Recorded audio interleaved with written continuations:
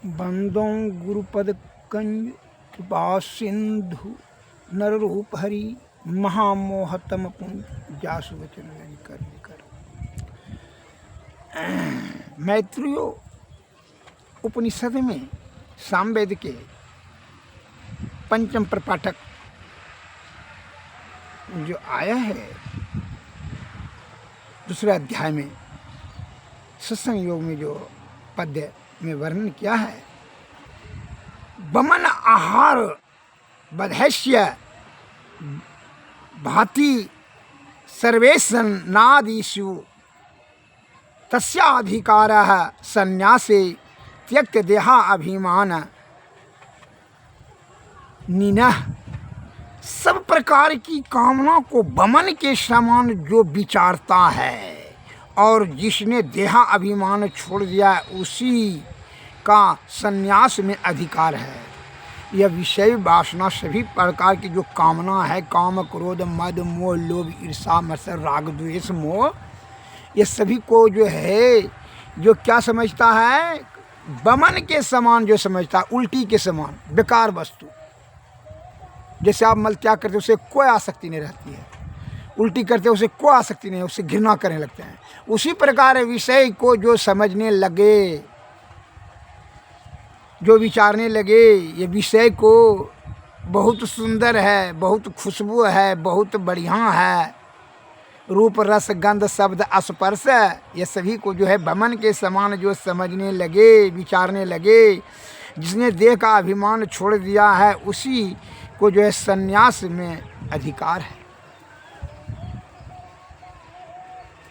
संन्यास बनने के योग वही है। और जो कोई विषय में आसक्ति है तो कहा हम सन्यासी हैं, आंख बंद करके इंगला पिंगला में सोच रहे हैं कि हम मकान बनाए, दुकानें लिए, उसको ने धराशाही किए, इसको ने जीते, इसको, तो यह सब मन में विचारने से सन्यासी नहीं हो जाते हैं। ललका वस्त्र पहनने से सन्यासी आप नहीं होते हैं, कंठी माला लेने सन्यासी नहीं होते हैं।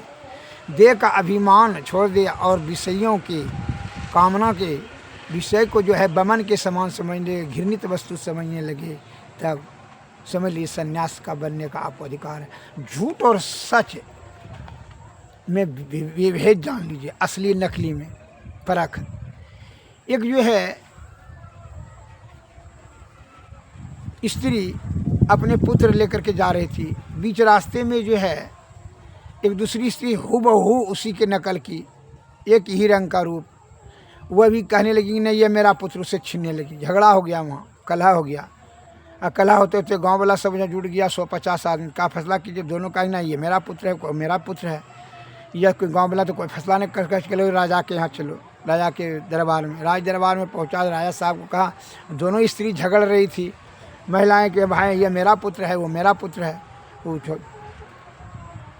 मुश्किल से 6 महीना का तो बच्चा था।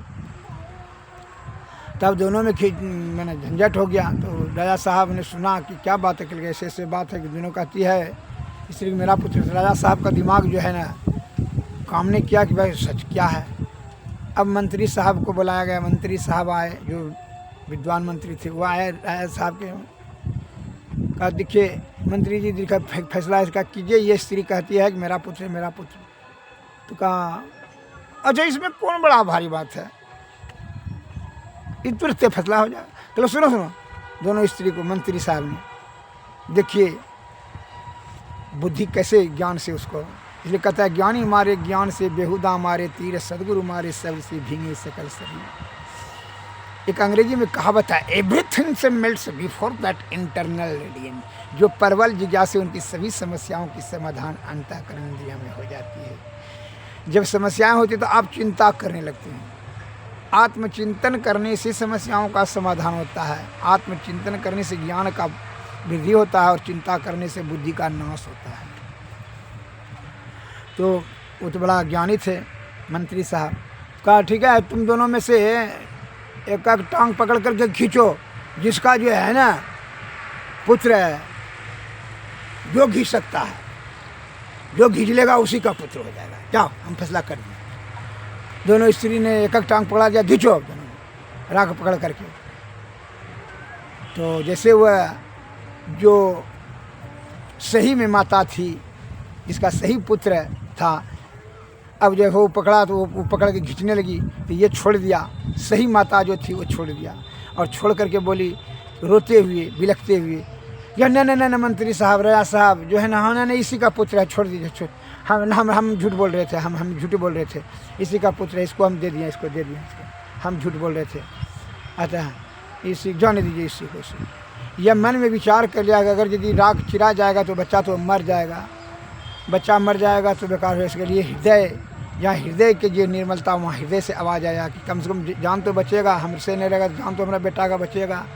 यह स्त्री तो खींच लेगी, क्या उसका आत्मा तो जानता है कि यह मेरा पुत्र है, उसका आत्मा तो जानता है कि मेरा पुत्र है ना, मरेगा, मरे या जरे।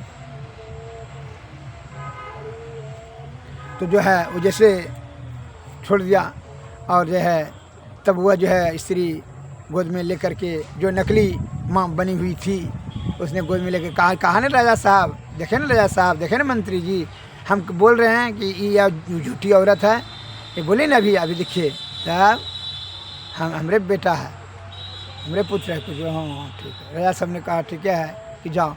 तो मंत्री साहब ने कहा रुको रुको रुको रुको, दो लड़का को दो, तो हमारे गोद में लड़का को ले लिया, बस उस स्त्री को बुलाया जो छोड़ दिया था, कहा नहीं इसी को जो, कहा इधर आओ, उसको पकड़ लिया, सिपाही को बुलाया मंत्री ने कि उसको पकड़ो, तो नकली माँ को पकड़ लिया जो हंस करके जाने लगी पुत्र लेकर के, उसको पकड़ लिया और जो है जो रोते हुई रो रही थी और बिलख बिलख के कह रहे ना हम झूठ बोल रहे हैं, हमारा पुत्र नहीं इसी का पुत्र है, उसी को कहा लो पुत्र तुम्हारा पुत्र है। राजा साहब ने कहा आपने जो बोला कि हुजूर इसका देखे ना, इसके ममत्व का भाव कहाँ है, इसका हृदय में तो छल कपट है, तो निष्ठुर है, कठोर है, ये झूठ का पुलिंदा है, ये फरेब वाली औरत है, ओरिजिनल माँ यह है, इसका पुत्र ओरिजिनल है, क्योंकि इसके पास दया है, जहाँ दया है वहीं धर्म है, इसके पास तो दया है ये नहीं है, ये टांग पकड़ खींचने बोले कि खींचने के लिए तैयार हो गई। और ये असली माता है जो कि यह बच्चा का कभी आंसू और अनिष्ट नहीं चाहती है, इसीलिए अपना ही कह दिया कि नहीं ठीक है इसी का दे दीजिए।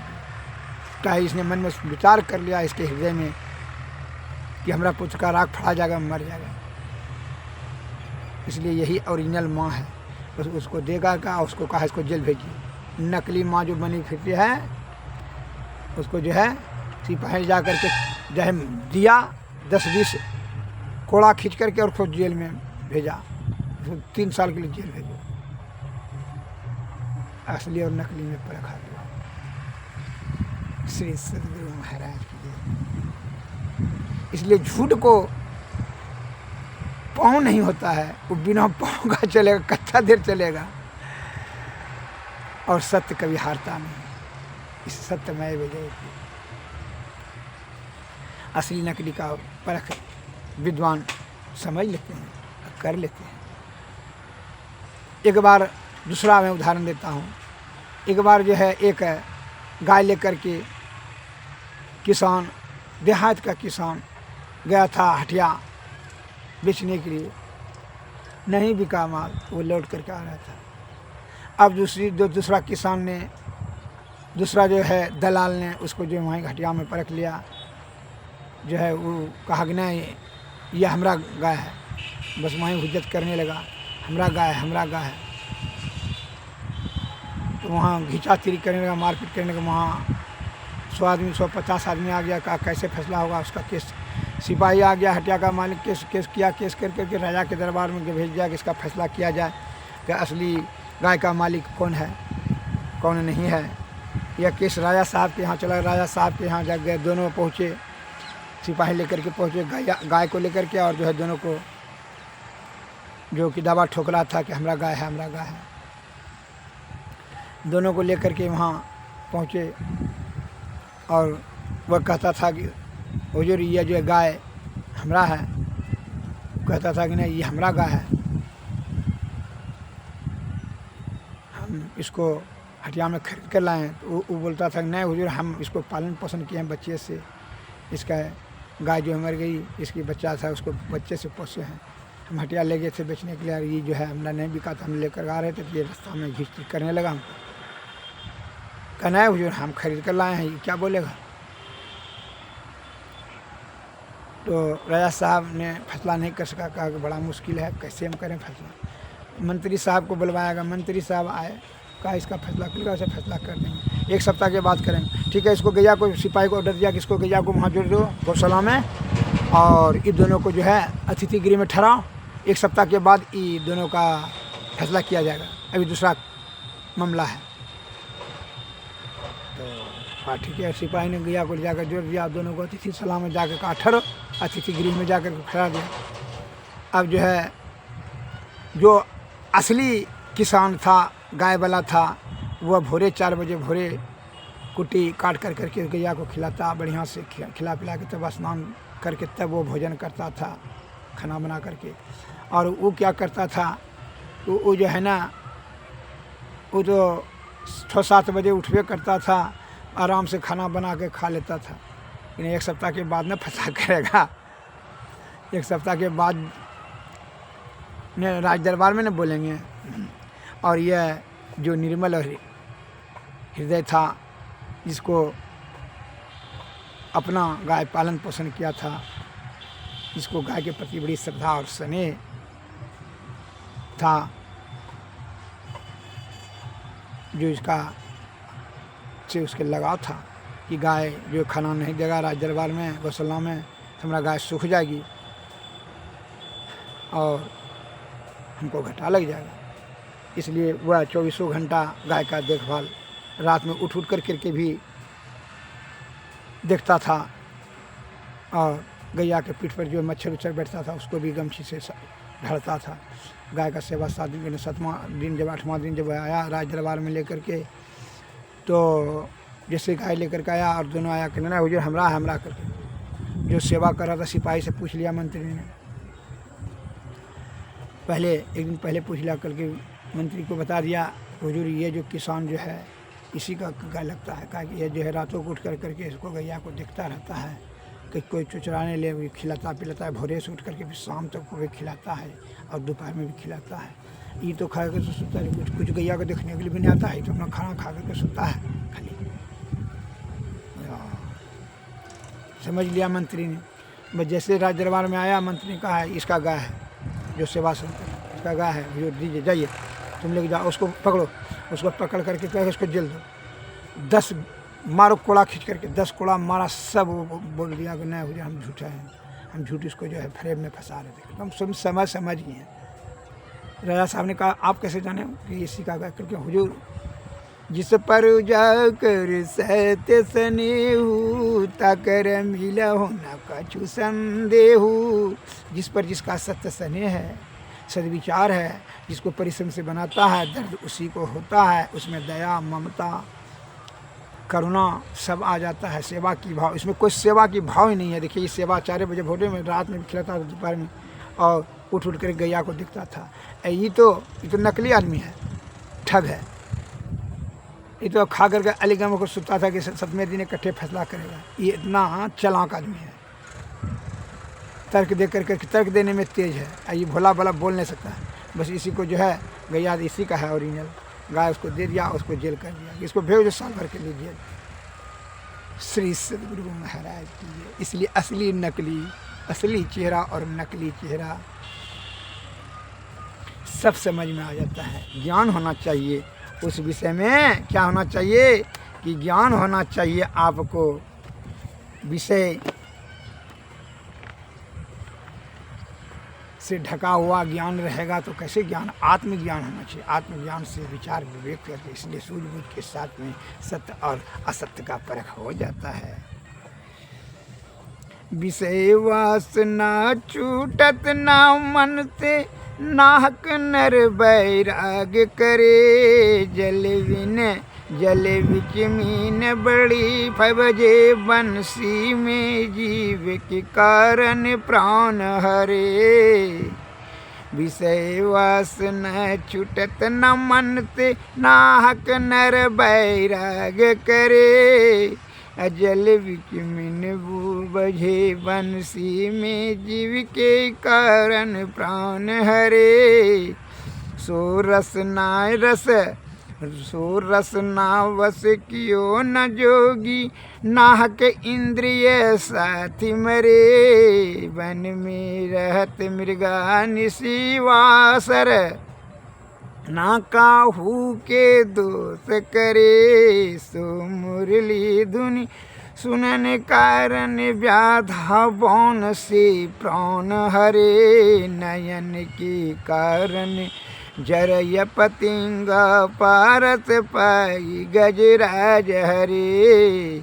नासा करन भर मर नास भौ, पांचों रस ले पांच मरे। किनो कोटि तीरथ तप पूजा, मुनि हो के ध्यान धरे। लक्ष्मी पति तालगी सब झूठ, जा लगी मन नाई हाथ करे। विषय वस न छूटत माँ मन से, नाहक नर बैराग करे।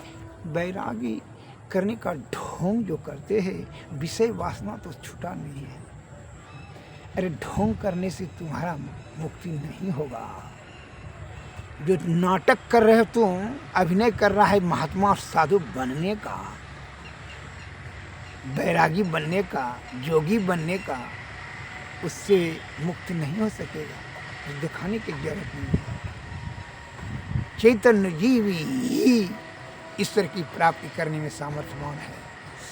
उसका प्रयत्न करें चेतन जीव को पहुंचाने के लिए। नदा अनुसंधान सुषमना नाड़ी होकर करके 10वां द्वारे पर सहस्र दल कमल निःशब्द में पहुंचा दिए जीवात्मा। आडंबर और पाखंड करने से कुछ नहीं होता है। आडंबर करके पाखंड कर करके थोड़ा देर के लिए लगेगा कि हमारा जीत हो रहा है, खुशी हो रहा है, लेकिन वह दुख का कारण है। इसलिए कहता है जल बीच मीन बजे बंसी में, जल के बीच में बजता बंसी में जो है क्या होता है, जीव के कारण से बंसी में मछली फंस जाता है। मीन में मछली जो है जीव के कारण स्वाद के फेर में जिहा फंस जाता है मछली। और सो रसना बस कियो न योगी, नाहक इंद्रिय साथी मरे। जब इंद्रियों के विषयों को बस नहीं कर पाता है तो वह जो है नाहक जो है वह क्या होता है, दुर्गति होता है उसका। वन में रहत मृगा निशिवासर, अन्ना काहू के दोष करे। जो है मृगा जो है निशिवासर, कहीं किसी से वह कोई दोष नहीं करता है, लेकिन उसका जो है निशिवासर ना काहू से दोष करे, उसका भी नाश हो जाता है। सो मुरली धुनि सुनन कारण, व्याधा बाण से प्राण हरे। जब वह मुरली का सुन कर करके हिरण गान वह जो है उधर आने लगता है तो व्याधा उसका बाण से प्राण हर लेता है। हिरण का कान मैंने वो मुरली का धुन सुन कर करके मृगा आ जाता है। सुनने के कारण से आकर्षित होकर करके मृगा का शिकार होता है। जिस प्रकार मछली यहाँ के स्वाद के कारण से शिकार होता है। नैनन के कारण से जरे पतिंगा जो है कीड़ा, आँख जो दिखता है रोशनी को, जलती हुई मोमबत्ती को या लालटेन को, दिया को, तो उसमें जो है वह बढ़िया है तो उसको सट जाता है तो उसका पंखे जल कर मर जाता है। नासा कारण भरमर नाश हो। भरमर जो है भौरा जो है नासा के ना के सुगंध खुशबू के 5 रस के 5 में मरे। यह 5 रस जो है 5 में मर जाता है। किन्नो कोटि तीरथ तप पूजा, मुनि हो को ध्यान धरे। किन्नो कोटि तीरथ पूजा पाठ में मुनि होकर के ध्यान धरे। लक्ष्मीपति ताल लगी सब छूटे, जा लगी मन नहीं हाथ करे। जब तक आप मन नियंत्रण में नहीं कर लेते हैं तब तक आप विषय पर विजय प्राप्त नहीं करेंगे, तब तक आपका ध्यान अस्थिर नहीं रहेगा। अतः ध्यान को अस्थिर दृढ़ रखने के लिए विषय का त्याग परम आवश्यक, और विषय का त्याग सद्गुरु की कृपा से ही आप जो है सामर्थ्यवान होंगे विषय को त्यागने में। अतः सद्गुरु के शरण में जाना अति अनिवार्य है।